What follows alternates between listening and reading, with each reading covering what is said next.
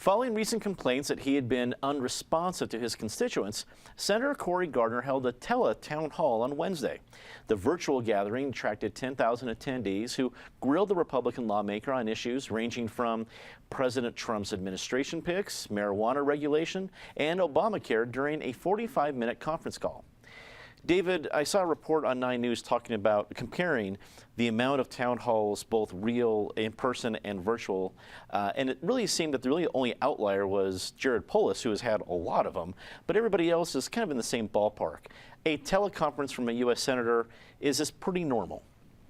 Well, no, it's an advanced thing in our new high technology age, and I'm glad it's been invented just in time, because fascists are shutting down the normal town halls.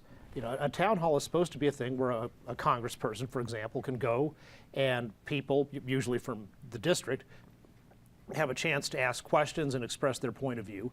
And of course, it's just more people are going to show up typically if they're unhappy about something that's going on in Washington than go to a town hall to say how much they like something going on in Washington. And that's fine, and those critical questions are important for legislators to be able to stay in touch with the things that are most of interest to people who are worried about stuff going on.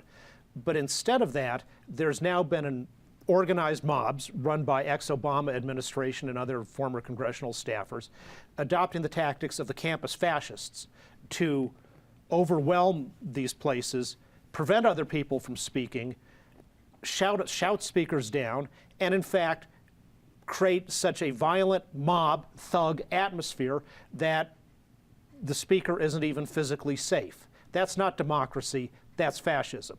So in response to the fascist, Cory Gardner is doing the right thing by providing a forum where everybody can speak and the fascists can't take it over. And if they asked him a lot of tough questions, the real voters, great. Penn, whether lawmakers are facing protests that are organized or unorganized, whether it's organic frustration and anger or, as David implies, organized, what is the right move for them to at least address this? I mean, you see teleconferences, you're seeing trying to do in-person stuff, you're seeing some lawmakers ignoring the whole thing. What's the right move? The right move is to honor the democratic tradition and show up in front of voters.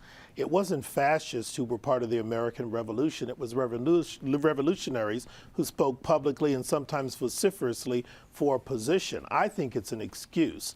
You hear some Republicans say, well, gee, we've got these organized Obama mobs. No, they're not organized Obama mobs. They may just be your constituents who are angry over what they're seeing and how you're not responding to the situation. No one wants to give that point of view any credence. And I think it's ironic for someone like Cory Gardner, who ran on saying, you know, Washington's too distant, it's too remote, it's not paying attention to you.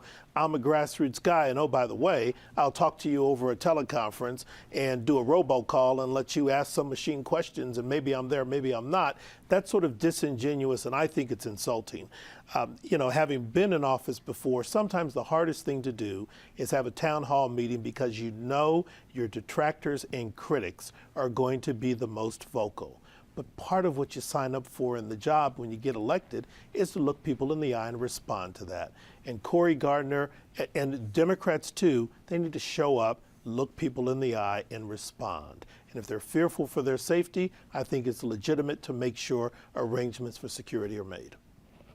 Natasha, a lot of these recent protest reactions at town halls reminds me of 2010, where the situation was flipped, but you had people thinking, well, these are orchestrated by the Tea Party, by Republicans, and it wasn't just these just angry folks. But obviously there were, because there was some genuine anger out there back then. I think there's some genuine anger now.